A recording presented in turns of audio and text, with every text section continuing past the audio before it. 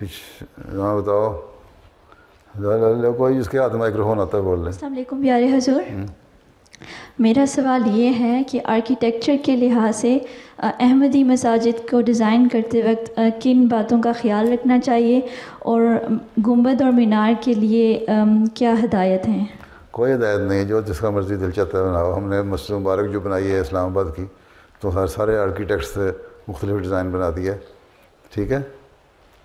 وہ جو یہ سٹینڈ ہوتا ہے نا ٹانگنے والا کپڑے، گول سٹینڈ کھڑا، اس پہ اپنی ٹوپیاں، کیپ، کوٹ، چھتری وغیرہ رکھنے کے لیے، یہ مسجد مبارک کا جو ہمارا آرکیٹیکٹ تھا نا انگریز، اس نے اس ڈیزائن کو الٹا کر کے اس نے مسجد کا ڈیزائن کر دیا۔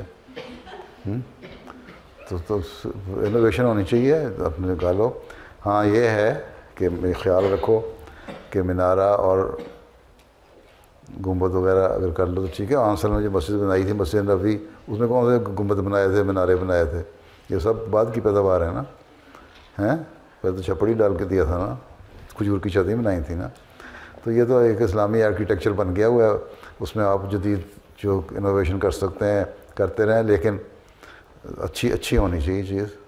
دیکھو اب ہم نے مسجد، یہاں مسجد میں کسی مسجد میں جماعت احمدیہ کے اللہ تعالیٰ کے نام نہیں لکھے ہوئے، اسلام آباد کی مسجد میں ہم نے اللہ تعالیٰ کے نام لکھ دیے نا سارے، بہت سارے، ٹھیک ہے۔